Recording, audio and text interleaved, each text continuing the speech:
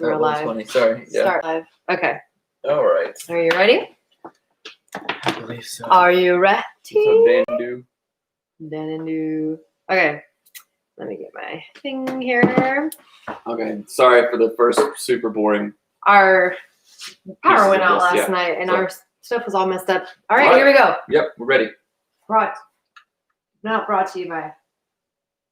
Fast, fun, and never boring. No. Real help for real couples. No.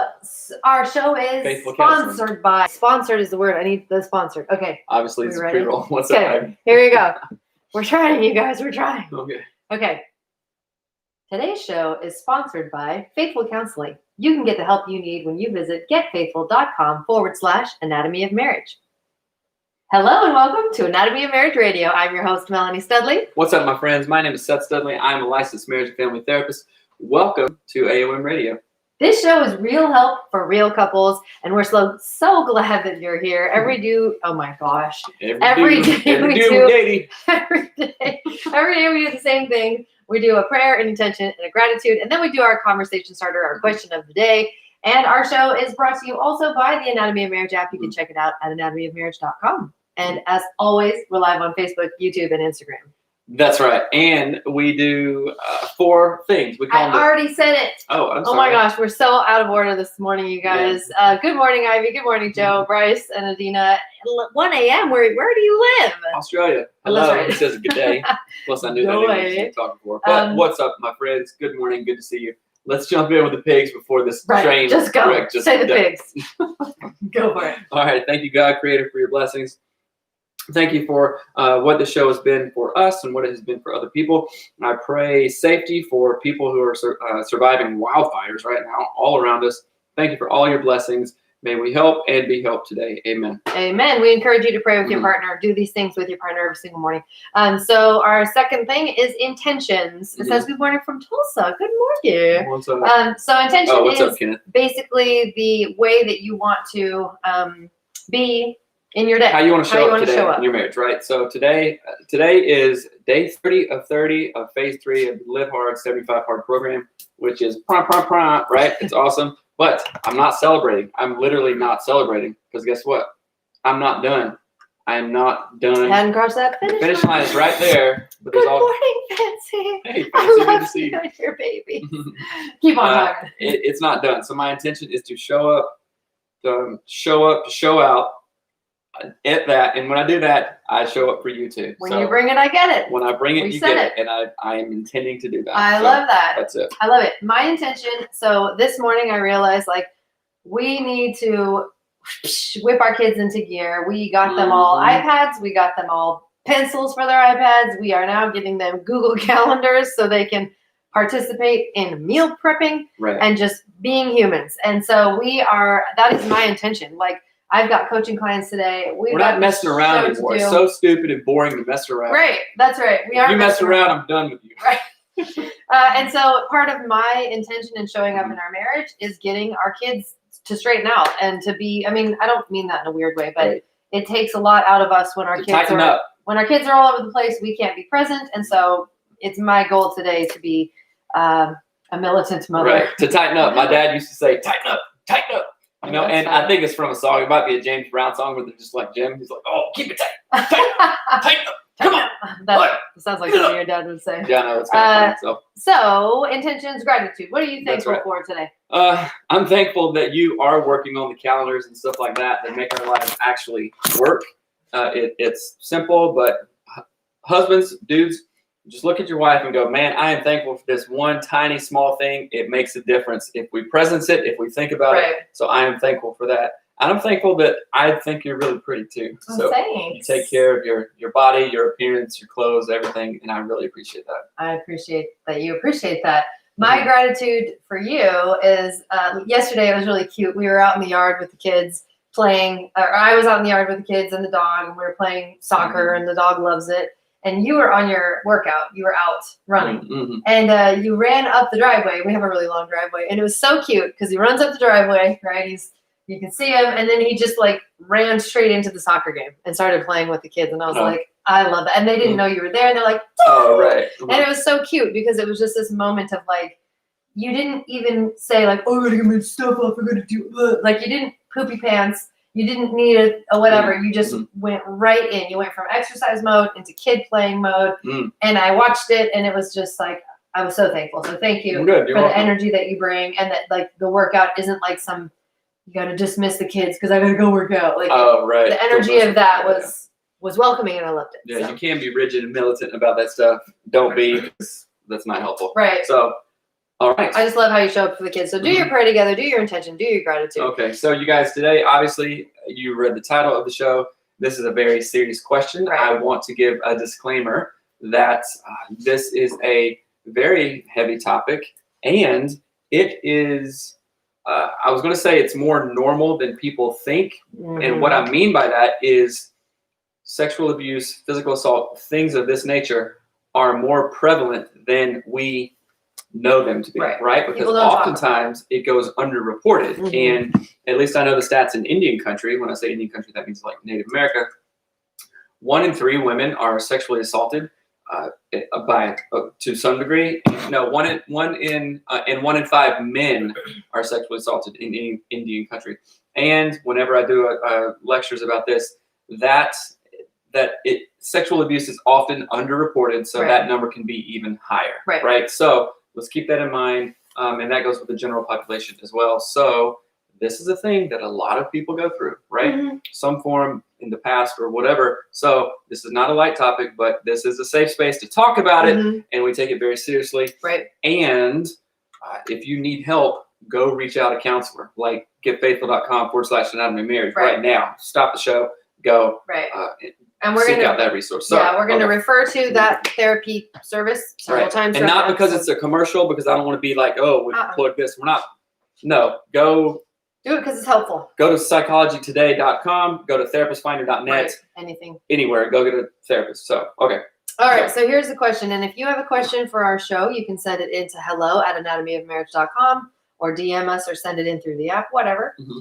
It says love languages and sexual abuse. My husband is physical touch, but I am a sexual abuse my husband's love language is physical touch, but I am a sexual abuse survivor, and sometimes that's really hard for me to work past the triggers. I am really trying, and he is very patient the last 5 years about all my triggers and is very understanding, but now it's becoming a bigger issue. Even a passionate kiss can trigger sometimes. If I think he wants sex and I'm not ready for it. I hate that it isn't just easy for me anymore, and I don't know how to move forward. Any guidance, books, information, tips would be appreciated because I respect your way of approaching marriage counseling and would love to be pointed in the right direction if you could. So excellent question. Thank you. Hands up.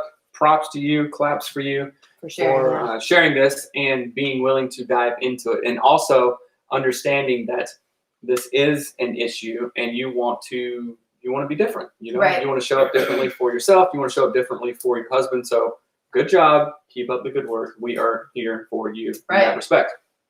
So, okay.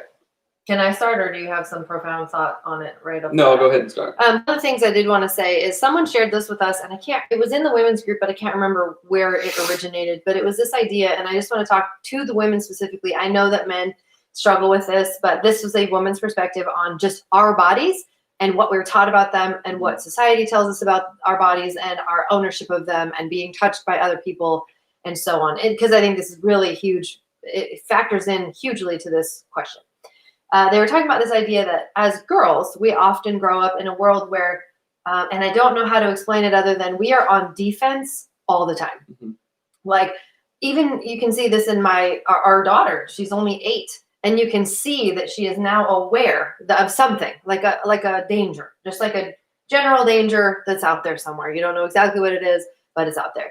And when you get into middle school and high school, if this is your experience, it is incredibly unsettling to think that someone else who you have not said, yes, go ahead and touch me, could at any moment touch you. It feels very like vulnerable, like an animal that's injured, like I'm going to get hurt, like I gotta protect myself, right? So there's that just sort of general sense sometimes in our world.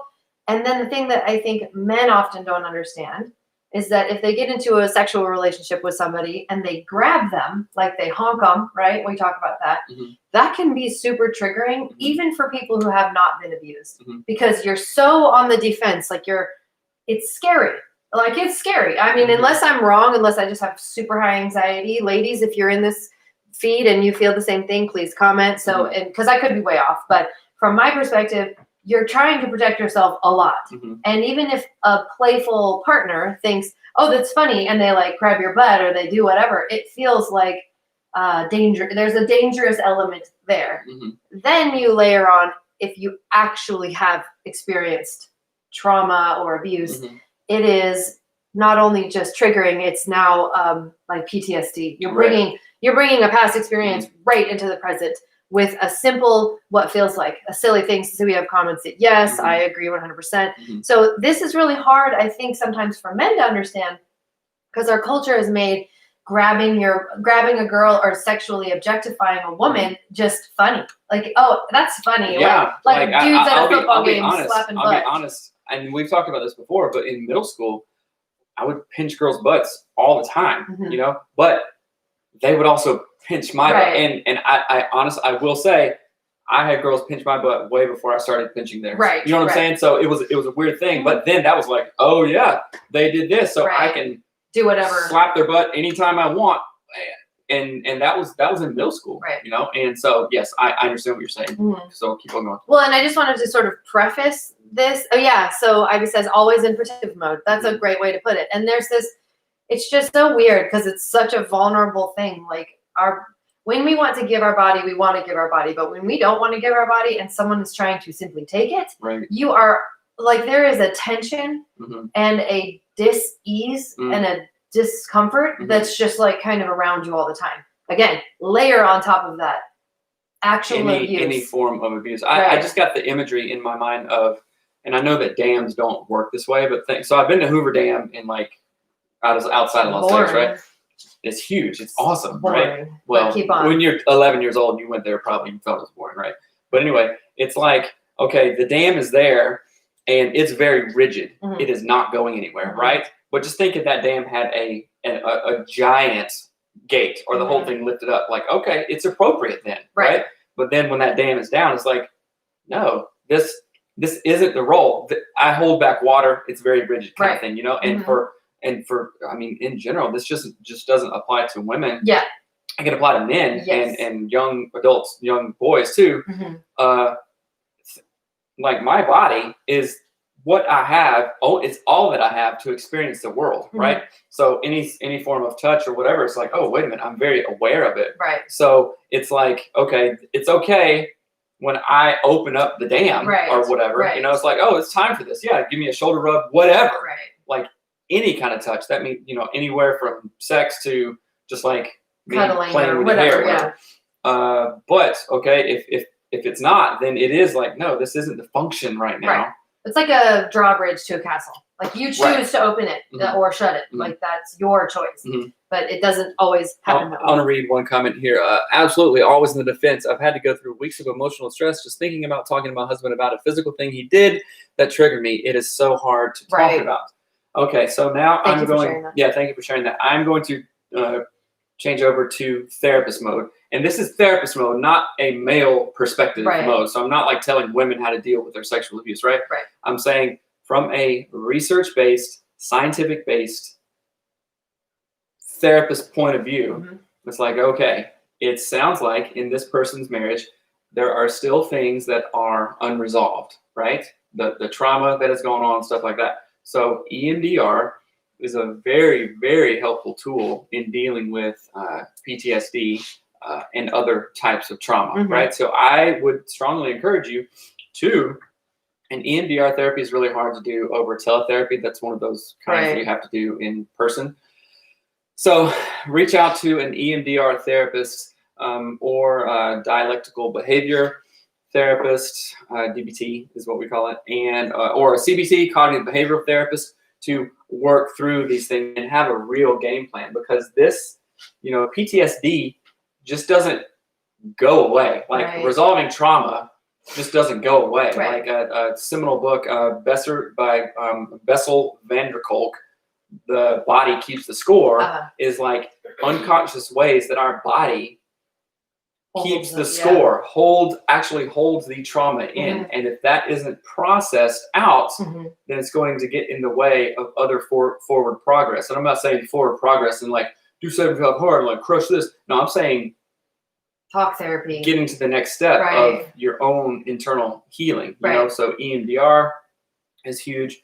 Talking about this stuff and just presencing it, right? Right. And I would say for the husband, now I'm talking from like a dude to dude perspective. Like, husband, give your wife a wide berth, Mhm. like a cruise ship, right? A wide open space to process this stuff. Mhm. You know, you cannot become impatient, because what you're doing is saying, hey, your terrible trauma that Mhm. happened to you, that I can't even think about how that would feel unless he has been through trauma too. Mhm. I'm not going to give you space for that. I'm going to give healing for it, because my love language is physical touch, blah, blah, blah. Right. You know what I'm saying? Right. So that, and this is from experience, from a dad, from a husband's perspective, that is not going to get you what you want. In Mhm. fact, you shouldn't even want that during this time. Right. Right. And I'm not talking about, oh, you shouldn't want sex. I'm not saying that. I'm saying attend, attune, be with your wife Right. in that. You know what I'm saying? Yeah. Even after 5 years, okay, there's something still there. So continue to be Mhm. patient and love. Right. The best example that I can think of that is like a sort of embodied example of this, and it's so bizarre, but if you've ever known a rescue dog that was abused when it was younger. So we tried to get a dog. We got a dog. Her name was Tinkerbell, and she was clearly abused as a puppy.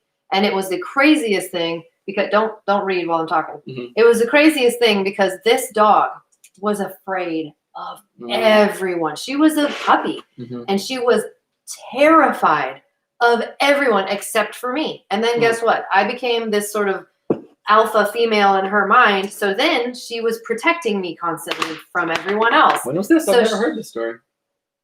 Tina, Tinkerbell, the dog I got. Oh, You Tinkerbell. Yeah. I didn't know that was her name. Okay. Yeah, we called her Tina. Okay. But anyway. Right. So this dog the body kept the score. This dog was abused. Its owner's, the mother of the dog was also abused. And I think it was all just passed down, like a weird family of origin thing. And so what's crazy about that is we could have kept Tina, Tinkerbell. We could have kept her. And it would have taken us years to unwind that abuse and to fix it, because she's a dog. She's not a human. And you can't talk to her. But the only way that we could have fixed that is through what? What do you think? A lot of work. Right. Like hours and hours of you sitting on the ground, Tina getting slowly closer to you, but then you pet her, but no, now she's scared, now you go away. So there's this really visceral thing. If you see it in animals, like the body is actually like almost like the mind in that case. The body is doing all of the thinking, and it's not even trying to. Are you wanting to read comments? You were No, go ahead, so sorry. distracted. So let's read a few comments, and then I have some other thoughts. So where did you want to start? No. What? That. Oh, which one? This is YouTube. So Brianna says, been in manipulative, using relationships, and now married to a wonderful man. But even if he approaches me sincerely, it can feel like he has an ulterior motive. Damage comes in all degrees. That's right. So we do bring, and this isn't a newsflash to anybody, we do bring our past. Yesterday we talked about like our past sexual selves, right? Okay, yeah, there's a history. Duh, we're humans, right? We're not just a bubble living, that's not how humans work. Right. So things from our past, we do bring those, just like family of origin, just past relationships, even past negative thoughts that we've had. We bring those into our relationship. So it is very, what does Dr. Leslie Parrott say? Awareness is curative, right? So if we presence this and have an awareness of it and talk about it, then it can be curative if we're willing to do the work. Right. Somebody says, which I'm not sure what this means, according to Ephesians 4, I think husbands should consider their wives' traumas when loving them. I don't know what Ephesians 4 is. Share it and we read at our wedding. Share it and we'll read it. I don't know what that means. What's up, Tony? Let's see. So I think that this subject is really good. You don't have to read that one. It might be triggering for some people. Hey, what's up, Gabe? Good to see you. But I did here. Let me tell you what I wanted to say. So now we want to get to like the strategies of actually healing and repairing this within a marriage, because when you get married, people obviously want to have sex, right? That's part of it. And so one of the things that I would say, and this goes for any person in a relationship, male or female, it doesn't matter, who has experienced some kind of, it could be abuse. It could also just be like people touched me when I was a kid, like not full on trauma, but like someone touched me when I was a kid and I didn't want that. And I couldn't say no. And that is, not necessarily some crazy abusive thing, but it's very triggering, right? So in these circumstances, when anyone is experiencing this or feeling these kinds of things, for the first step, what I want you to do is go to therapy, right? So we partnered with Faithful Counseling because they're a teletherapy service. They're trustworthy. They're good. You can pick the reason that you're going to therapy. You can pick who your therapist is based on gender, based on religion, based on anything.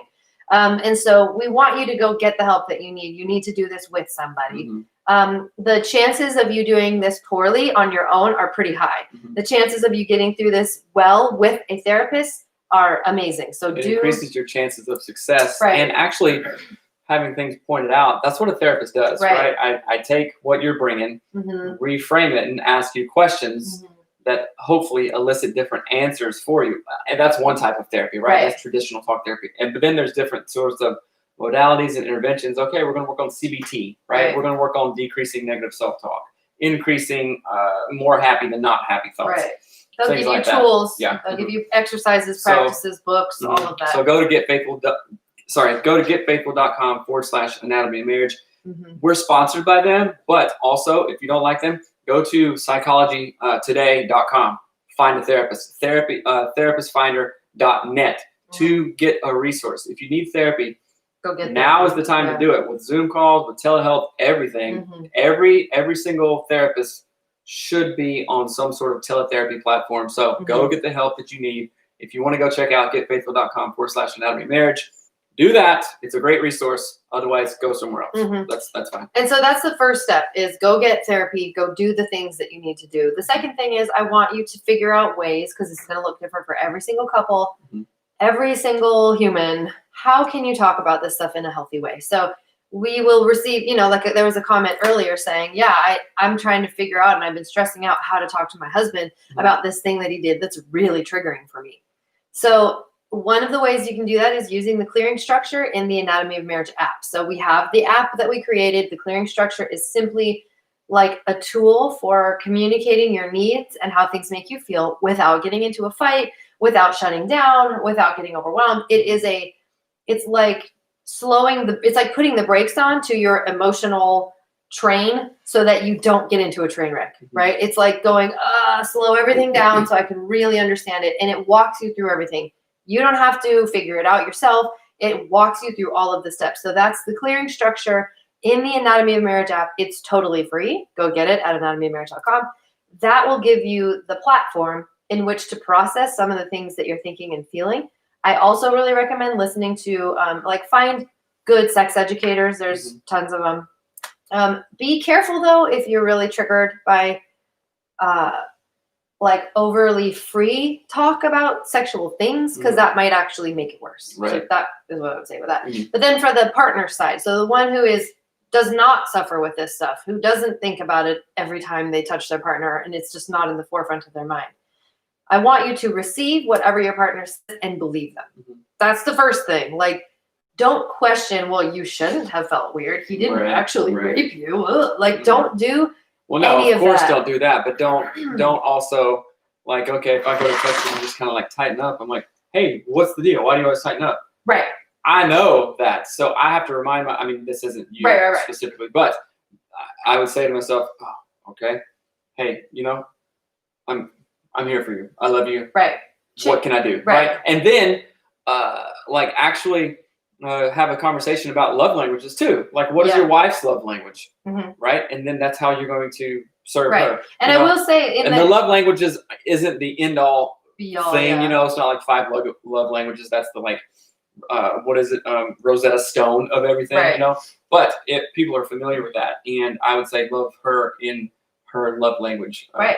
Well, and what's crazy about that is physical touch is not just one thing.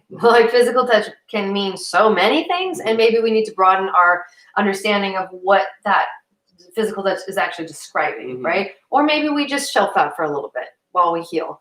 And my concern in the question is that she's saying it's getting worse. Is kind of how it read to me. Right, and so that's why I would highly encourage her to go check out EMDR therapy, Right. or CBT, eye or movement reprocessing, whatever. eye movement desensitization and reprocessing. Right. So that's EMDR. Yes.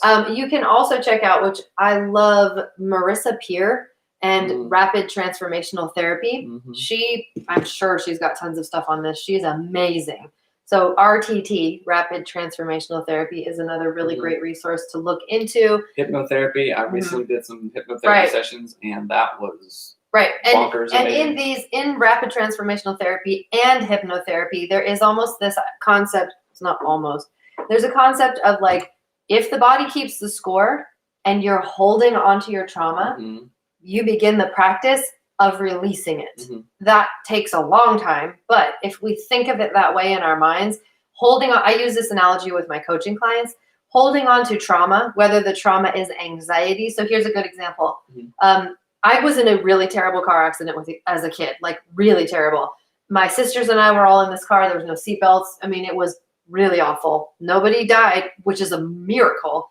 And so I have anxiety and trauma around like rally car driving, four-wheeling, like anything that's like in a big automobile and you're going crazy. And we went one time, remember, and I just started crying. I was like, I can't handle this. Like, this is so traumatizing, like being in a car accident, like hearing the sounds of the metal smashing and my sister crying. And so my body was holding on to that. And so as a method of therapy, I have to start saying, I see this in my mind, I feel it in my body, and kind of like picking it out of you, like plucking it out, like in Harry Potter when what's his name, the head wizard takes the memories out of his head. It's almost like that, and you're literally like bidding them farewell. They'll come back, but you got to just start that process. Well, you're processing them. You are kind of shedding light on them, you know, for lack of a better term. It's you are okay. It's time to It's time to get them to go away. And one of the analogies I use is anytime we feel that anxiety, that trauma coming back up, it's like seeing a snake on a trail and going, oh gosh. But most people grab it and hold on to it. And they say, see this snake? And the snake's going, and they're like, but it's the snake. And you really just need to like fling that freaking piece of garbage. Acknowledge it. And move past and then it. Scoot it along. Grab a long stick and scoot it along, right? You're not ignoring it. You're not turning back and tucking tail and running fast as you can. You're not holding on to it and saying, oh, the snake is biting. You know, you are saying, this happened. It's there. Move along, little snake. Right. And you might have to do that based on the varying degree of trauma. You might have to do that a million times. And you might have several snakes. You might have snakes from different parts of your life and different people in your life. And that's the way that I look at it, is that it is this, your body does keep the score, but you also hold the keys to it. And we have a tendency to not realize that when all we do is talk about our trauma, think about our trauma, focus on our trauma, where you focus, where energy goes, where focus goes, energy flows. What we focus on expands. Yes. So it's a lot like Harry Potter, the boggart thingy. But let me tell you this. If we focus on healing, what happens? It expands. It expands. Yes. Right? I just finished reading 75 Hard, the book, and there's darn it, I can't think of the quote right now. Sorry, that's unprofessional of me, and I apologize. Somebody says, dude, I'm climbing that tree. Okay. That's funny, right? But that's a flight response, right? Maybe you can climb the tree and go, okay, I'm getting a safe distance, but I'm watching this little snake scurry on the thing, right? And you're not climbing to the tallest tree and like getting stuck there, crying and closing your eyes and about to jump off the other side, right? You're gonna go, oh, I'm at a safe distance, keeping a boundary, right? You're delineating that boundary. You're gonna watch it go, right? And then when you feel it safe, you're going to come back down and keep on going on the trail. So that is a good analogy, actually. And I think another really great thing that you guys can work on doing specifically let me say it this way. Healing has to happen first. A focus on healing has to happen first, but not an over focus on the injury, right? Again, a lot of times people, they come up to the trail, they see the snake, And that's all they talk about. Mhm. I was abused as a kid. I was neglected as a child. I had a trauma here. I was this. My arm broke. I couldn't do that. And they just focus and focus and focus, and then they forget everything else. So we're going to, hold on, we're going to not do that. We're not going to only focus on the bad thing that happened, because where focus goes, energy flows, and that what you think about expands, right? The trauma, the abuse was not your fault. Mm-hmm. Let me say that again. The trauma, the abuse, the thing that was done to you that should not have been done in any lifetime was not your fault. You were not responsible. You were not to blame. It doesn't matter what you wore, if you were drunk, if you were anything. If you were a child. It doesn't matter. Right. However, the key thing is it is your responsibility to grow, because guess who's in control of you? Only you. I'm not in control of Melanie's healing, Melanie's crazy stuff she does, Melanie's best A game that she's ever been, how she shows up as a mom, as a wife, as a husband, as a human, as a spiritual person. I'm not in control of that, right? But I am only in control of myself. No matter what has happened to me that should not have happened, it should not have happened. I did zero to deserve it. I did negative zero to deserve it. I tried to stop it. I called out this. I did this. No, that is not your responsibility. It is not your fault. However, it is your responsibility to heal, to move forward. If a hurricane comes to your town and blows up your world, and you only have the concrete foundation of your house and a pipe sticking out that's squirting water, that's all you have of your house, that was not your fault. You could not control it. However, now, since you've gotten through the storm, the hurricane, it is your responsibility to call the insurance company. Okay, what can we do here? How do we rally around this? That is your responsibility. Does that make sense? Yeah, absolutely. It is your responsibility to heal. So I just want everyone to absolutely know that. What's up, Justin? Talk to you soon, bro. And I think in this too, again, going back to the really practical side of it, then once you have started your focus on healing, not your over focus on your trauma or reliving your past or any of that stuff, now you're going to have they might be really uncomfortable conversations with your partner about what touch is acceptable, what touch is not acceptable. So there's and this is going to sound unrelated for a second, but sometimes Seth, he used to like smack my butt, and it is not acceptable, not because I was abused in any way, but because I've had, and ladies, if you've ever struggled with this, you'll get it. But like I've had inflammation forever. If you hit my butt or my hips, my ovaries hurt. Okay, that's a real thing. It's uncomfortable. Ovaries rattle. Right, they do. And he would do it thinking it's funny. And I'm like, that hurts in the grossest way and makes me so angry that you do this. Maybe it's like getting like tapped in the nuts or something. It might be. I don't know. But it's, but I know that women struggle with this kind of thing. If you've got endometriosis or endometritis or any inflammation, you might know what I'm talking about. It's so uncomfortable. And it makes me really hate your guts because I've told you not to do it. You think it's funny. You continued to do it for a very long time. It was kind of like you thought, oh, she wasn't in the mood that time. Right. I'll do it again. No, it's not that I wasn't in the mood. Like, that is uncomfortable. Please don't do that. Right. And he kept doing it until I had to say, look, this is not something I'm ever going to think is funny. Please stop. Right. And so there's a level of like, you've got to figure out what really triggers you from a physical standpoint. Is it a certain kind of touch, a certain kind of kiss? You don't need to tell your partner why it's triggering. You just need to tell them, please do not do this. And we are, and then again, then you come up with a list of what is wonderfully acceptable, what does bring you safety and joy and healing. And I will say, as the list of healthy things becomes more stable and the unhealthy things become less and less, your energy will be going towards health. That list will begin to expand and change. And because what happens is the people who haven't struggled or been abused or whatever, they think everything's fair game. And then they do the damaging, hurtful thing, not knowing it's not fair game.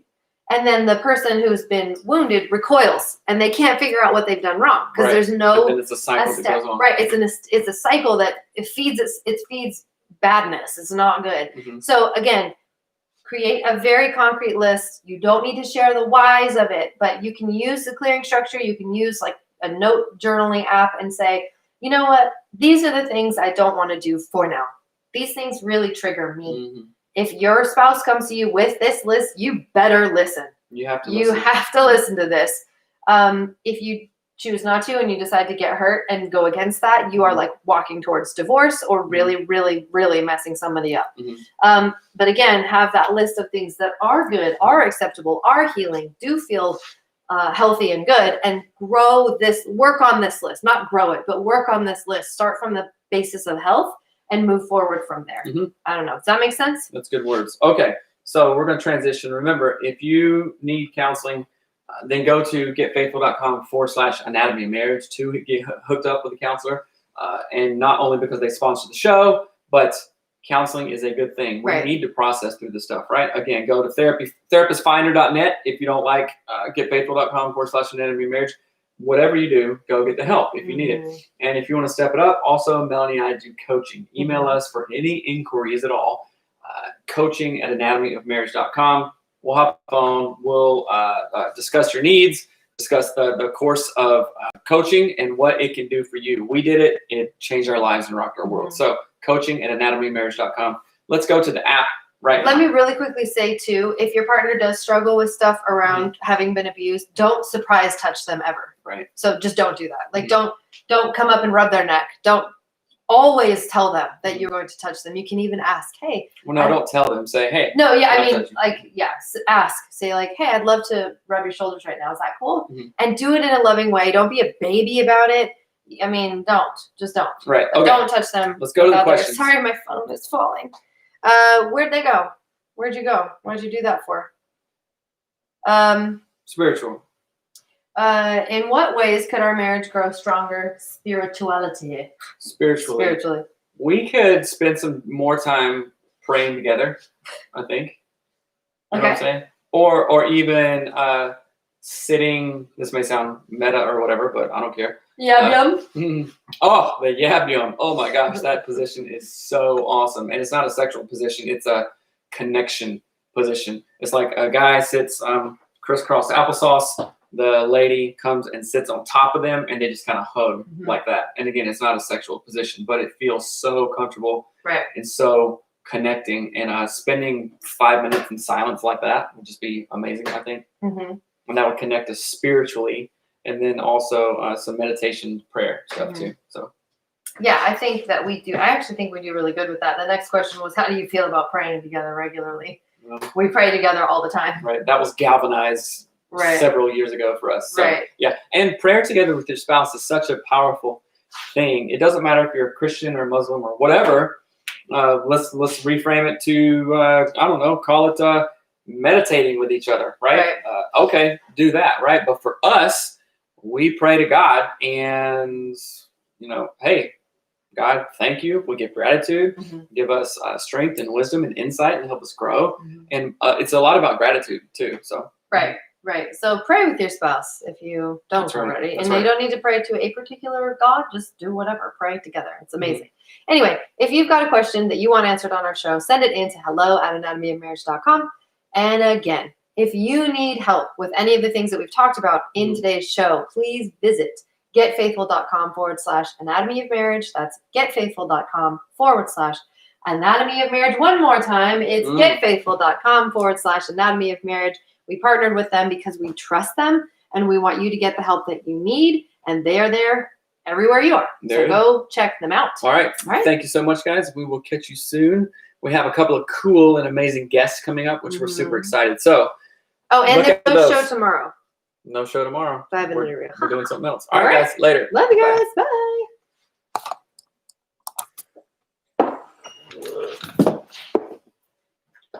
Good job. You too.